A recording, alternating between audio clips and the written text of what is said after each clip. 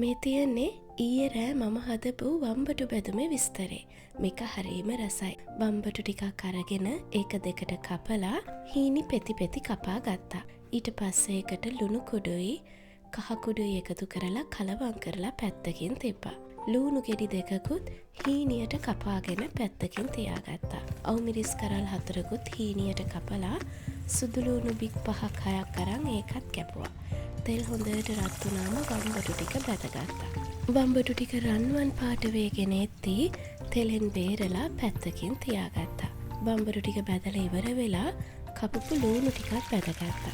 ලූණු ටික තෙලේ බැදෙනකොට ලූණු වටේට රන්වන් පාට වේගෙන එනවා. අන්න එතකොටයි ලූණු ටික තෙලෙන් අරගන්න ඕනේ. ඊට පස්සේ ලූණු ටික ඉබේටම ලස්සන රන්වන් පාටකට පැහැය වෙනස් වෙනවා.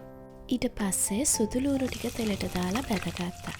ඒකත් බැදගෙන තෙලෙන් බාගෙන පැත්තකින් තියාගත්තා.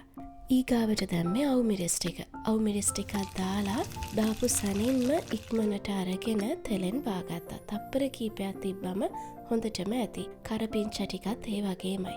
දාපු ගමන් තප්පර කීපකින් ඉක්මනට කරපිංචා ටික අරගත්තා. ඊට පස්සේ පෑන් එකක් ලිපෙන් තියලා ඒකට තෙල් මේස හැඳි දෙකක් එකතු කරා.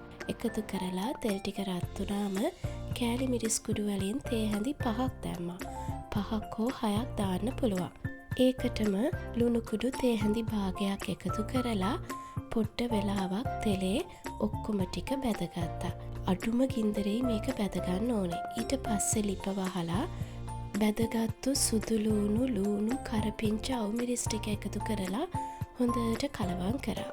කෑලි මිරිස් වල දැවටෙන්න හොඳට කලවම් කරගෙන ඊට පස්සේ සීනි වලින් මේ සැහැඳි එකක් දාලා ආපහු හොඳට කලවම් කරා. ඊට පස්සේ බැදපු වම්බටු ටික එකතු කරේ.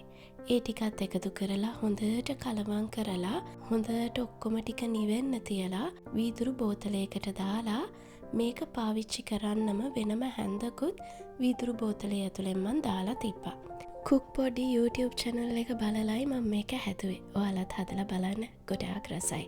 ගොඩක් ස්තුතියි අහන් හිටියටයි බලන් හිටියටයි.